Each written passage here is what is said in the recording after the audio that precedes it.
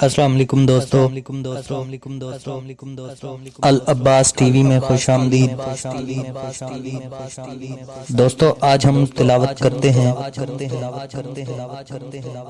سورہ ملک کی آیت نمبر 16 سے لے کر 30 تک کا اردو ترجمہ۔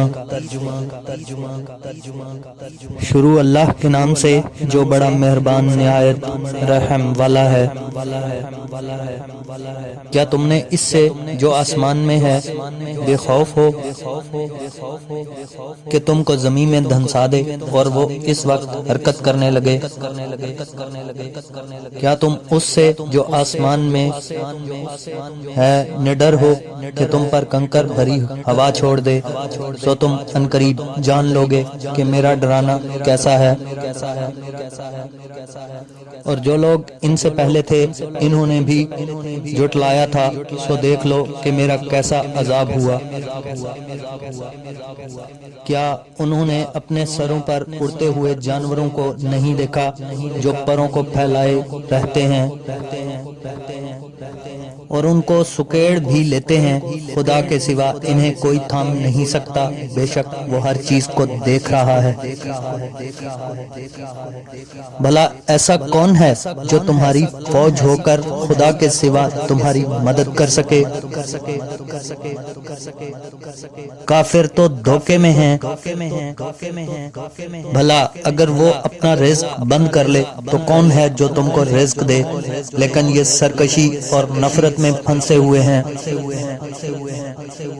بھلا جو شخص چلتا ہوا منہ کے بل گر پڑتا ہے وہ سیدھے راستے پر ہے یا وہ جو سیدھے راستے پر برابر چل رہا ہو؟ کہو وہ خدا ہی تو ہے جس نے تم کو پیدا کیا اور تمہارے کان اور آنکھیں اور دل بنائے، مگر تم کو کم احسان مانتے ہو۔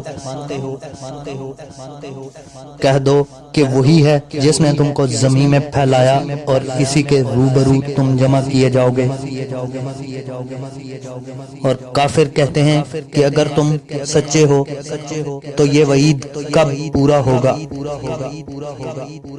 کہہ دو کہ اس کا علم خدا ہی کو ہے اور میں تو کھول کھول کر ڈر سنانے والا ہوں۔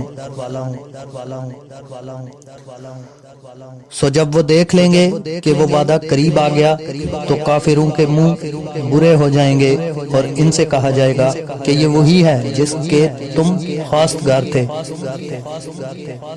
کہو کہ بھلا دیکھو تو اگر خدا مجھ کو اور میرے ساتھیوں کو ہلاک کر دے یا ہم پر مہربانی کرے تو کون ہے کافروں کو دکھ دینے والے عذاب سے پناہ دینے والا؟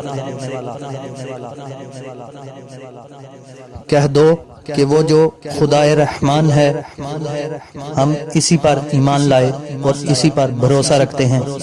تم کو جلد معلوم ہو جائے گا کہ صریح گمراہی میں کون پڑ رہا تھا۔ کہو کہ بھلا دیکھو تو اگر تمہارا پانی جو تم پیتے ہو اور بھرتے ہو خشک ہو جائے تو خدا کے سوا کون ہے جو تمہارے لیے شیریں پانی کا چشمہ بہا لے؟ صدق اللہ العظیم۔